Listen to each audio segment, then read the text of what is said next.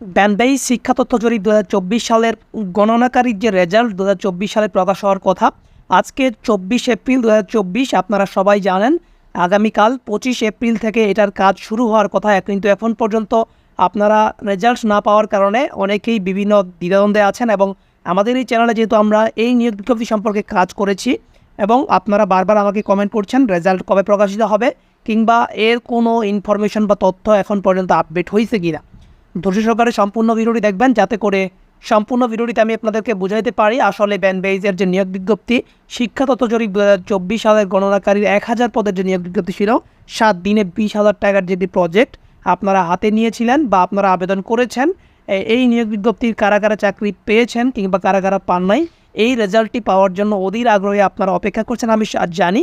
এবং যারা অপেক্ষা করছেন এবং আমাদের চ্যানেলের সাথে কানেক্টেড আছেন অবশ্যই আপনারা সবার আগে আপডেটগুলো আপনারা আমাদের কাছ থেকে পাবেন ইনশাআল্লাহ।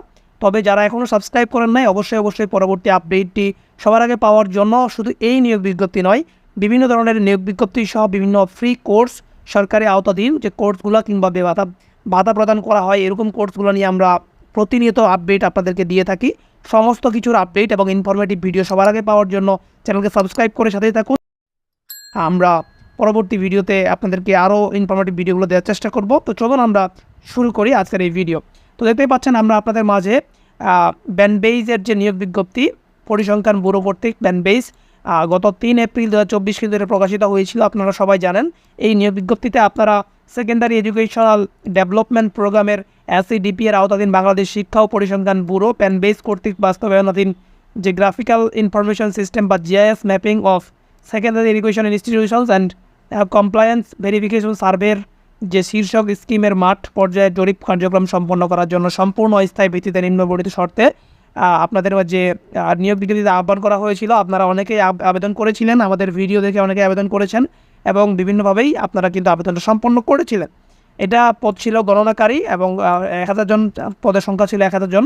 তো তারা শর্তাবলীতে তারা বলে দিয়েছিল যে আপনার একটা স্মার্টফোন থাকা লাগবে, আপনাকে বাংলাদেশের নাগরিক হতে হবে এবং হাবিজাবি বিভিন্ন তথ্য কিন্তু তারা দিয়ে রেখেছিল এবং তাদের যে ওয়েবসাইট তাদের ওয়েবসাইটের লিঙ্ক দিয়ে রেখেছিল যে এই ওয়েবসাইটে প্রবেশ করার মাধ্যমে আপনাকে কিন্তু সব ধরনের আপডেট তারা প্রদান করবে এবং আপনাকে এই ওয়েবসাইটের মাধ্যমে আবেদনটা সম্পন্ন করতে বলা হয়েছিল। এবং তারা এখানে বলে দিয়েছিল যে আপনাকে 20 দিন 20টি প্রতিষ্ঠানে কাজ করার মানসিকতা থাকতে হবে এবং আপনাকে নিজ জেলা থেকে আবেদন করতে হবে এবং আগ্রহী প্রার্থীরা আপনারা গত 5 এপ্রিল থেকে 12 এপ্রিল পর্যন্ত আবেদন সম্পন্ন করেছেন এবং এটার বাছাইকৃত প্রার্থীদের 25 এপ্রিল আগামীকাল থেকে 10 মে 2024-এর মধ্যে এই সময়টার মধ্যে কিন্তু নির্ধারিত কাজ সম্পন্ন করতে বলা হয়েছিল এবং আপনাদের কিন্তু আগামীকাল থেকে কাজ শুরু হওয়ার কথা এবং এটা আগামী 10 মে পর্যন্ত কিন্তু আপনাকে কাজটা সম্পন্ন করার কথা, কিন্তু এখন পর্যন্ত নির্ধারিত হয় নাই আপনারা কারা কারা সিলেক্ট হয়েছেন কিংবা কারা কারা সিলেক্ট হন নাই।